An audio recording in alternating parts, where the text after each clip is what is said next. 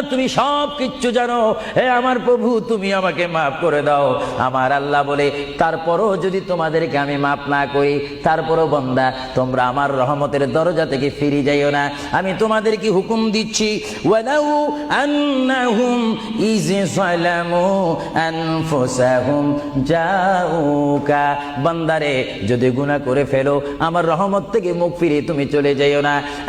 বান্দা, আকাশ পরিমাণ যদি গুনাহ করো, পাতাল পরিমাণ যদি গুনাহ করো, সাগরের পানি পরিমাণ যদি গুনাহ করো, পাহাড় তুলনায় যদি তুমি গুনাহ করো, আমার দরবার থেকে তুমি নিরাশ হইও না। বান্দা, আমি তোমাকে একটি রাস্তা বাতাই দিচ্ছি, একটি পথ তোমাকে আমি দেখাই দিচ্ছি। সেই পথটি কোন পথ তোমরা জানো? ওয়ালাউ আন্নাহুম ইয যালামু আনফুসাহুম জাউকা, বান্দারে যখন তোমরা বরবাদ হয়ে যাবে তখন তোমাদেরকে একটা পথ আমি তোমাদেরকে দেখাই দিলাম। সেই পথটির নাম হচ্ছে আমার রাসূলের মদিনা। জোরে বলেন সুবহান।